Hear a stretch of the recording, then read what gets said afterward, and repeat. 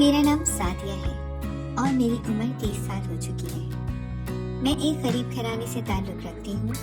اتنی عمر ہونے کے باوجود اب تک میری شادی نہیں ہو پائی تھی، کیونکہ میں نہ تو اتنی خوبصورت تھی اور نہ ہی امیر۔ ایسے میں میری شادی کیسے ہوتی؟ آج کل کے دور میں سب لوگ خوبصورت اور امیر لڑکی سے شادی کرنا چاہتے ہیں، جبکہ ہم لوگ تو بہت غریب تھے۔ میرے ابو فیکٹری ملازم تھے، اس لیے سب لوگ جانتے تھے کہ میں سسرال میں ٹرک بھر کر جہیز نہیں لے کر آؤں گی، اس لیے میرے لیے کوئی اچھا رشتہ نہیں آ رہا تھا۔ اور یوں میری عمر بڑھتی جا رہی تھی اور اس کے ساتھ ہی میرے والدین کی پریشانی بھی بڑھنے لگی تھی، کیونکہ وہ چاہتے تھے کہ جلد از جلد میری شادی ہو جائے اور اس کے لیے وہ رات دن دعائیں مانگتے تھے۔ بالآخر ایک دن اللہ نے ان کی دعائیں سن لی اور میرے لیے ایک اچھا رشتہ آ گیا۔ لڑکے کا نام زبیر تھا اور وہ جاب کرتا تھا۔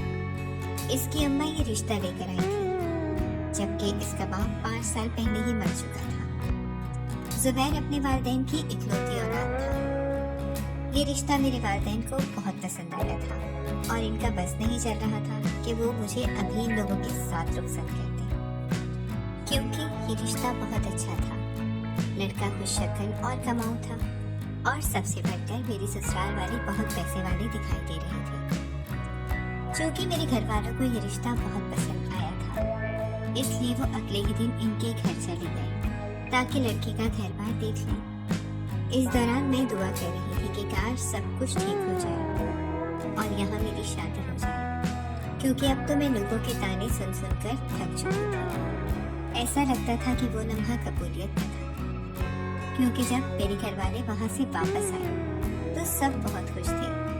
میرے والدین کہنے لگے یہ سب ہماری بیٹی کے صبر کا نتیجہ ہے کہ آج اسے اتنا اچھا سسرال ملا ہے۔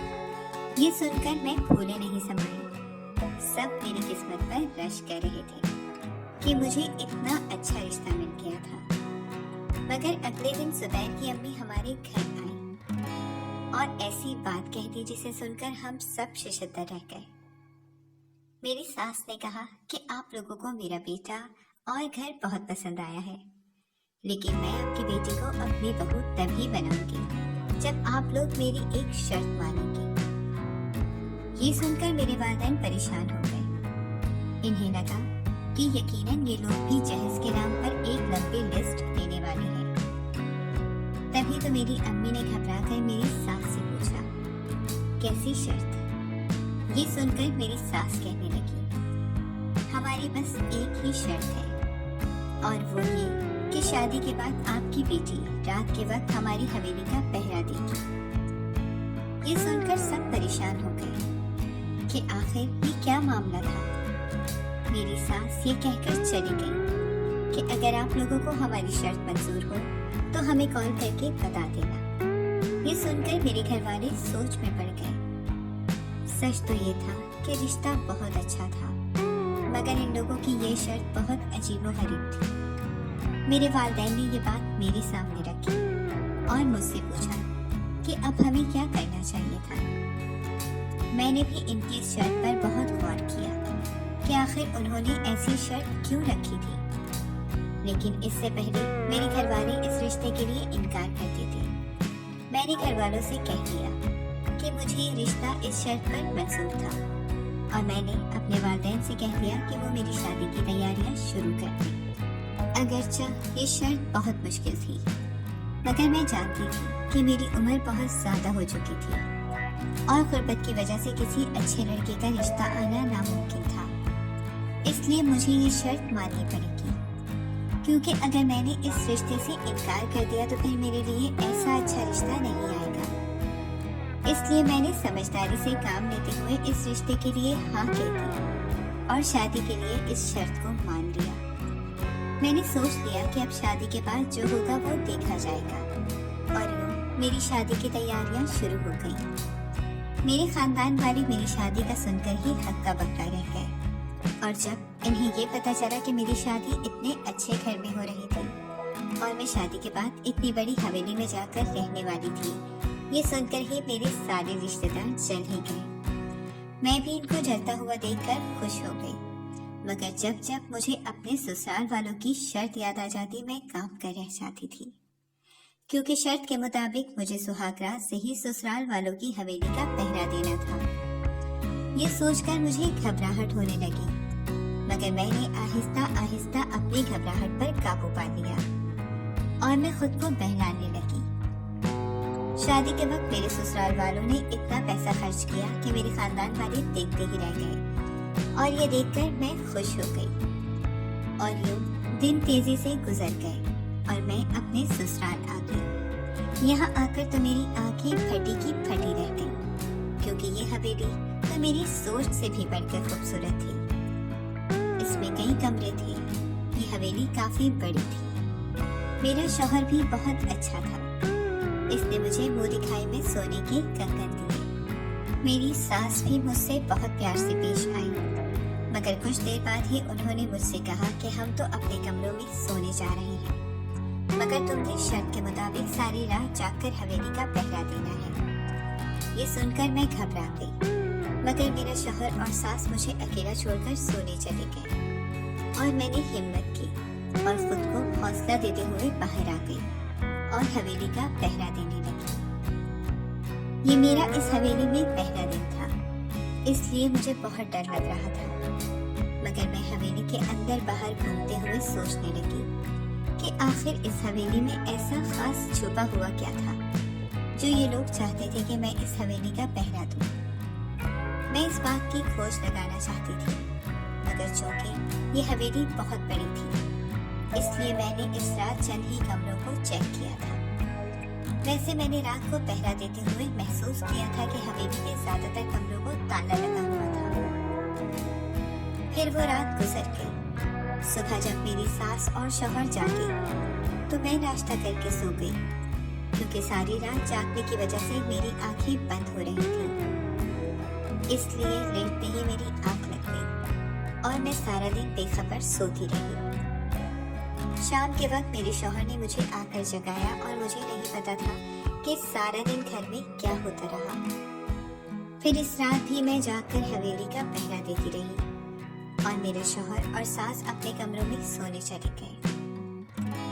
इसी तरह दिन गुजरते गए।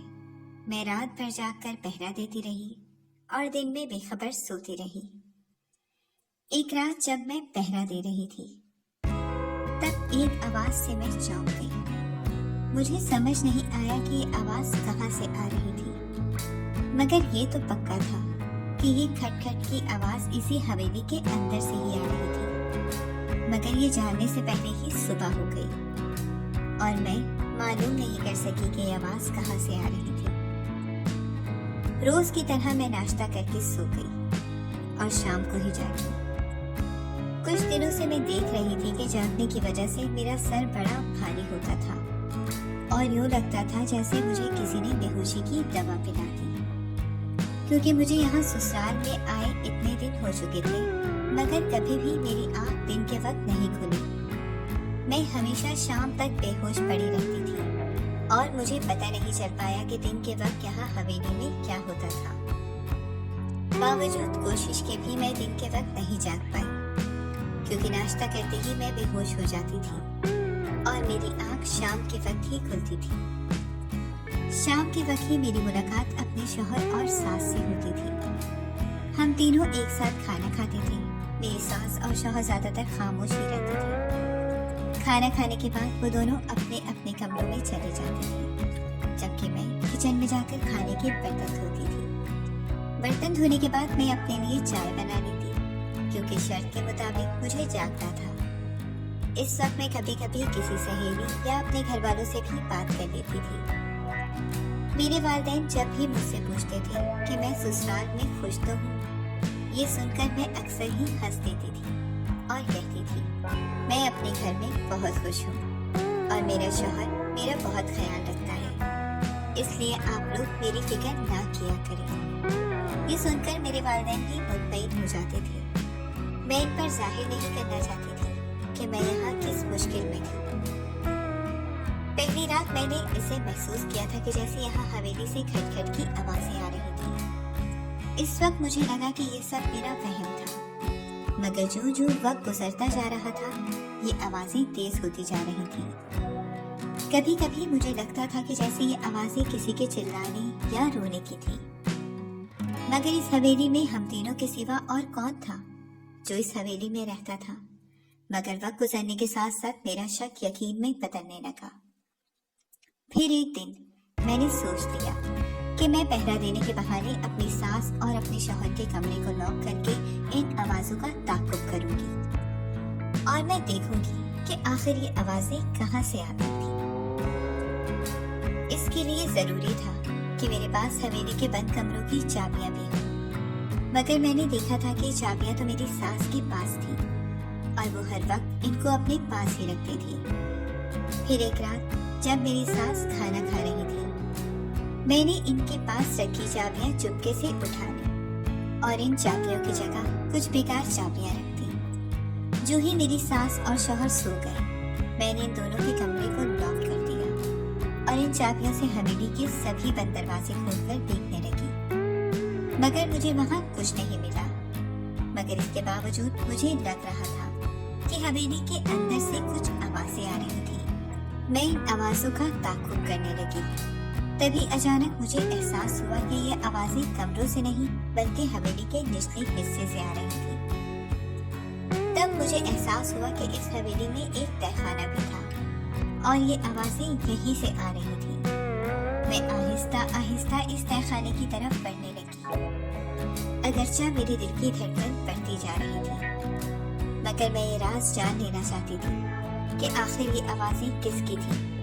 और जो ही मैं इस खुफिया तहखाने तक पहुंची, अंदर का मंजर देखकर मेरी रूह लरस गई, क्योंकि सामने तहखाने में कुछ छोटे बच्चे बंधे हुए थे।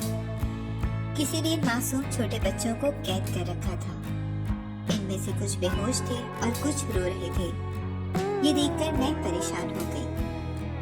मुझे अब सारी हकीकत का पता चल चुका था कि मेरे ससुराल वालों ने ये शर्त क्यों रखी थी कि मैं सारी रात जागकर हवेली का पहरा दूंगी, और ये भी कि क्यों नाश्ता करने के बाद मैं इतनी बेखबर होकर सोती थी।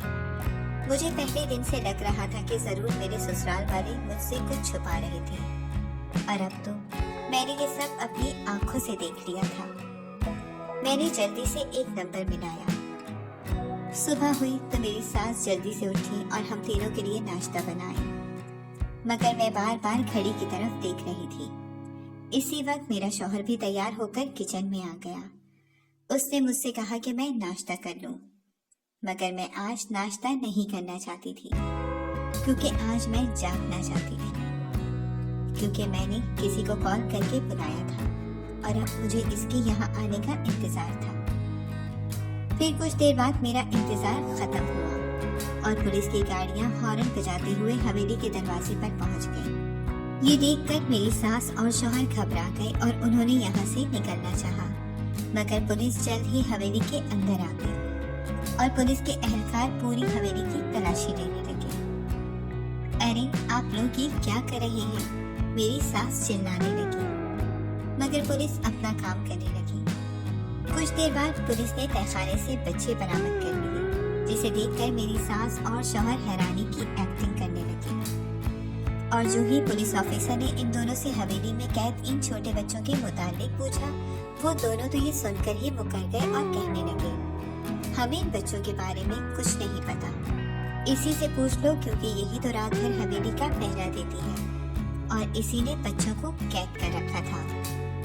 ये सुनकर मैं हक्का बक्का रह गई और मैंने पुलिस से कहा कि ये काम मैंने नहीं किया, बल्कि मैं तो इनके कहने पर पहरा देती थी। इस पर जब पुलिस वालों ने मुझसे सबूत मांगा तो मैंने कहा, मेरी एक सहेली जर्नलिस्ट है और इसके पास इस बात का सबूत है।